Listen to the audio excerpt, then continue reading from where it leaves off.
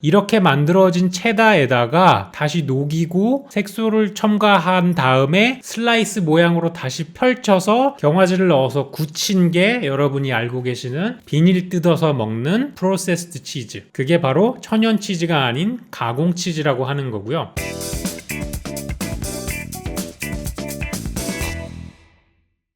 자, 그래서 치즈는 뭘까요? 치즈를 아주 간단하게 표현하면 이제 우유에 있는 단백질을 커드화 시킨 거예요. 커드란 게 뭐냐면 약간 몽글몽글하게 만들어줬다는 겁니다. 그럼 우유는 뭘로 이루어졌는지를 우리가 한번 봐야 돼요. 그러니까 우유 안에 있는 성분이 뭔지 한번 보자고요. 보통 우유 한 컵에는 뭐가 들어있냐면은 210에서 220g 정도의 물이 들어있습니다. 그리고 나머지는 뭐가 들어있냐? 여기 락토스라고 나온 게 있죠? 유당이라는 거고요. 그 우유에 있는 당이라는 겁니다. 그 다음에 팻이 이제 유지방을 얘기하는 거고, 미네랄은 여러분이 알고 계시는 그 미네랄이 맞고요. 여기 프로틴이라고 나와 있는 게 이게 유단백질입니다. 유단백질은 두 가지로 나뉘어요. 하나는 카제인이라는 유단백이 있고요. 나머지 하나는 웨이라는 유단백이 있어요. 이 웨이는 여러분들이 헬스를 많이 하시거나 보충제를 한 번이라도 드신 적이 있다면 이 웨이가 뭔지 잘 알고 계실 거예요. 이걸 한글로 바꾸면 뭐냐? 유청이에요. 유청. 여기서 살펴보셔야 될 거는 이 유단백이에요. 유단백. 우유에 있는 단백질 중에는 카제인과 웨이, 유청이라는 걸로 나뉘잖아요. 이 카제인을 응고시키는 게 바로 치즈를 만드는 과정이에요. 이 치즈가 액체 상태로 녹아있는 단백질을 고체 상태의 단백질로 굳히는 게 바로 치즈를 만들어가는 과정입니다. 카제인은 굳어지지만 유청은 굳어지지가 않기 때문에 얘는 따로 분리를 해가지고 우리가 보통 말려서 파우더 형태로 사용을 합니다. 자, 그러면 카제인을 어떻게 굳힐까? 카제인을 굳히는 방법은 무엇일까? 요거에 대해서 좀 알아보자고요. 가장 대표적인 첫 번째는 레닛이라는 겁니다. 레닛. 이게 무슨 화학약품 같은 게 아니고요. 소나 염소나 이런 애들은 되새김질을 하잖아요. 이런 동물들이 가지고 있는 네 번째 위에서 채취한 소화 효소예요. 원래는 카제인이 우유에 녹아 있잖아요. 근데 레닛을 딱 한 방울 떨구는 순간 물을 싫어하게 돼요. 카제인을 굳히는 방법 중에는 식초도 있어요. 보통 집에서 홈메이드 치즈 만드는 법, 홈메이드 리코타, 홈메이드 모짜렐라 이런 거 만들 때 우유에다가 식초나 레몬즙을 조금 넣고 끓여주세요. 그러면 이제 몽글몽글하게 떠오르는 거 있잖아요. 그게 바로 치즈를 만드는 과정이에요. 집에서 만드는 치즈는 별로 맛이 없어요. 왜? 우유로 만들잖아요. 치즈를 만드는 거는 우리가 먹는 1%, 2%보다 지방이 훨씬 더 많은 것들로 만들거든요. 일반 우유를 사가지고 집에서 아무리 치즈를 만들어봤자 그런 전문 시설에서 원유로 만드는 치즈랑은 맛이 아예 달라요. 그래서 리코타 치즈 아무리 우유로 열심히 만들어 보셔도 사 먹는 리코타보다 맛이 없는 이유가 바로 유지방의 차이가 나기 때문이에요. 레닛이나 산 같은 경우는 되게 어려웠잖아요. 이거 말고 약간 꼼수로 단백질 굳히는 게 있어요. 그게 뭐냐? 유산균이에요. 유산균. 이 균들은 아까 우유에 들어있는 유당을 먹고요. 유당을 먹은 다음에 우유를 산성화시켜요. 그래서 셔져요. 아까도 얘기했지만 우유가 셔지면 어떻게 된다고요? 단백질이 응고가 된다고요. 그래서 유산균을 넣으면 우리가 보통 이걸로 뭘 만들죠?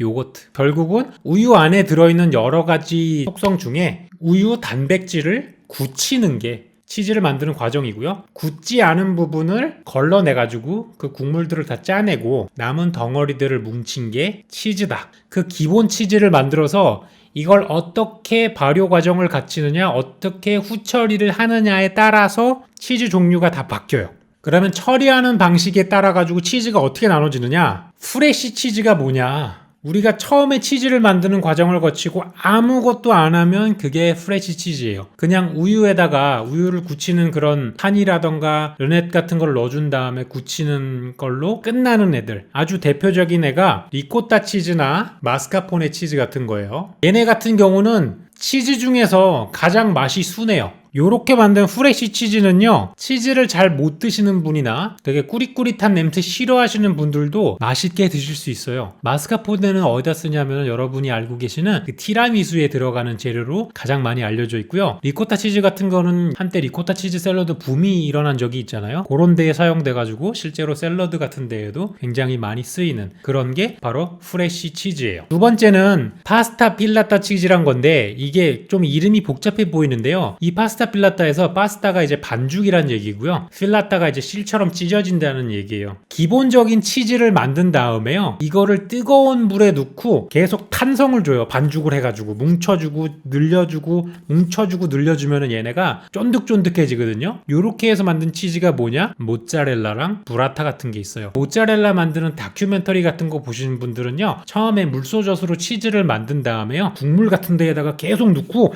계속 이렇게 동글동글하게 계속 빚어요. 따뜻한 물에다가 넣어가지고 계속 겉에 부분을 쫄깃하게 만들어가는 과정을 거치는 거예요. 그래서 이런 치즈 같은 경우는 어떻게 되느냐? 찢었을 때 결처럼 찢어지고요. 여러분들 간식으로 드시는 그런 스트링 치즈 같은 거 있죠? 이런 것들이 이런 방식으로 만들어 주신다고 보시면 돼요. 자, 그 다음에 흰곰팡이 치즈. 흰곰팡이 치즈는 뭐냐면요, 기본적으로 치즈를 만드는 작업을 한 다음에 치즈 표면에다가 흰 곰팡이를 주입을 시켜가지고 이걸 번식을 시켜요. 곰팡이가 번식하는 데 필요한 게 수분이랑 영양분이랑 산소거든요. 그래서 이제 겉에만 머물러요. 그래서 겉에 부분부터 먼저 숙성이 일어나고요, 속은 거의 진행이 안 돼요. 그래서 이런 치즈 같은 경우에는요, 겉에 부분은 딱딱한데요, 속은 완전히 말랑말랑해요. 대표적인 치즈로는 브리 치즈랑 까망베르 치즈가 있어요. 얘네는 이런 곰팡이균으로 만든 치즈임에도 불구하고 그나마 약간 맛이 부드러운 편이라 가지고 어느 정도 치즈를 드셨다 하시는 분들도 거부감 없이 드실 수 있는 게 이 브리 치즈랑 까망베르 치즈예요. 이런 특징이 있고요. 푸른 곰팡이 치즈는 여러분들이 흔히 알고 계시는 그 발냄새 난다는 거, 되게 매니악한 분들만 먹는다는 고르곤졸라 치즈, 블루 치즈를 만들 때 쓰는 거거든요. 좀 전에 흰 곰팡이 치즈는 치즈 겉에 부분에 곰팡이를 주입한다고 얘기를 드렸잖아요. 이 푸른 곰팡이 치즈는요, 치즈 안쪽에다가 곰팡이를 주입을 해요. 곰팡이가 번식하려면 뭐가 필요하다고요? 영양분, 수분, 산소죠. 치즈 안쪽에는 산소가 한정적이기 때문에 얘네가 산소를 찾아가지고 치즈 바깥으로 계속 퍼져요. 한가운데에 주입한 곰팡이가 밖에까지 쫙 퍼지는 거예요. 푸른 곰팡이가 치즈 내부에 전체적으로 다 퍼져 있고요. 곰팡이는 지방을 분해하면서 신맛을 만들어내가지고 되게 신맛하고 짠맛이 강렬하면서 냄새도 완전 꼬릿꼬릿한 게 나오는 게 바로 푸른 곰팡이에요. 푸른 곰팡이 치즈 종류에는 여러분들이 잘 알고 계시는 그 꿀 찍어 먹는 고르곤졸라나 틸튼이라고 하는 치즈가 있습니다. 요거 말고 로크포로라고 하는 치즈도 있고 그래요. 나라마다 대표를 하는 그런 블루 치즈들이 있습니다. 그 다음에 이제 반경성 치즈와 경성 치즈예요. 여러분 이거 왜 안 나오나 생각하셨을 거예요. 얘네는 기본 치즈 만드는 과정을 거친 다음에요,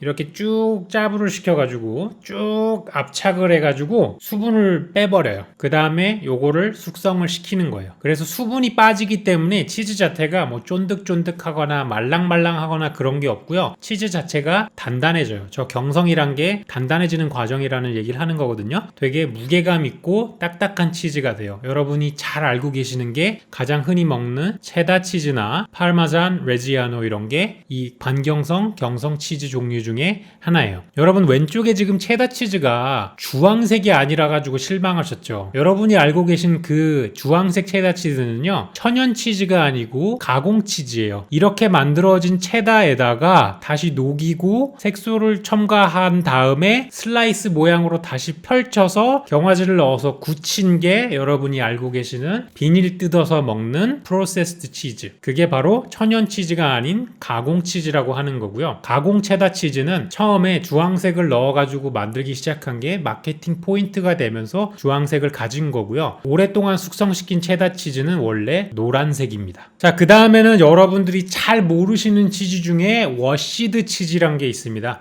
이거는 기본 치즈를 만든 다음에요, 치즈 겉부분을 소금물, 와인, 뭐 이런 브랜디, 술 같은 걸로 계속 씻어내요. 그러면서 표면에다가 박테리아까지 같이 매겨버립니다. 이러면 어떻게 되느냐, 블루 치즈랑은 상대가 안 되게 엄청난 냄새가 납니다. 이거는 드셔보신 분들은 정말 이 특유의 향 때문에 드시는 건데요, 이 치즈들이 가지고 있는 향은 블루 치즈 절이 가라예요. 자, 완전 약간 좀 격이 다른 그런 냄새가 나고요. 자, 오른쪽에 있는 몬스터 치즈, 맹스테르 치즈나 왼쪽에 있는 에뽀아스 이런 거 같은 경우에는 냉장고에 두면은 오른쪽 사진처럼 그냥 저 형태를 유지하고 있는데요, 얘네들은 먹기 전에 실온에다가 최소 30분에서 1시간 동안 놔둬가지고 속이 완전히 녹아내려가지고 녹진녹진한 상태로 먹는 게 기본적으로 드실 때 맛있게 드시는 방법입니다. 굉장히 톡 쏘는 그런 향이 있고요, 입에다가 저 치즈를 살짝 바르잖아요, 그 막 찌릿 약간 좀 하는 그런 느낌도 있어요.